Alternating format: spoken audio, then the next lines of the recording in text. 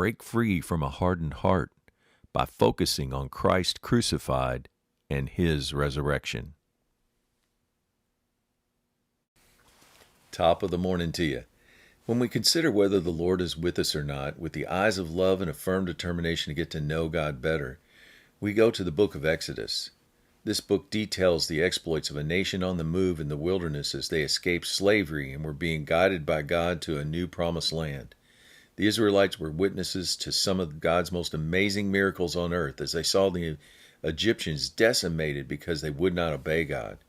They also participated in an escape plan full of adventure and complete with amazing sights and wonders that could fill multiple Indiana Jones sagas, including daily miracles of food falling from the sky in the form of birds dropping into their camps, and manna being sent daily, a cloud leading the people during the day, and a pillar of fire by night. However, the people came to a point where they began to get thirsty and started to complain to Moses, their leader, to the point they were ready to stone him. In Exodus 17:7, they actually wondered out loud, "Is the Lord among us or not?" Psalm 95:8 says this question stemmed from the people's hard hearts. After having witnessed God at work, how could these hearts be so hard? Ephesians 4:18, Paul explains, people in general have darkened understanding because of ignorance that is in them due to the hardening of their hearts. In verse 19, he explains what a hardening heart is. Having lost all sensitivity, they are given themselves over to sensuality so as to indulge in every kind of impurity, and they are full of greed. How do we harden-proof our hearts? Ephesians 4. Put off the old self, which is corrupted by deceitful desires. Be constantly renewed in our mind. Put on the new self, created in God's image.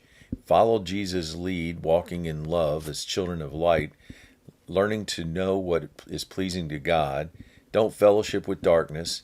Make the most of our time because the days are evil, understanding God's will by reading His Word and giving thanks for everything.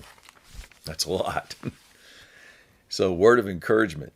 There's a heart condition known as hardening of the arteries, and it happens over time when arteries accumulate too many impurities and narrow off the opening of the artery. It could lead to physical death. Hardening of the heart happens also slowly over time as we accumulate worldly impurities, causing our heart to grow hardened, subject to spiritual death.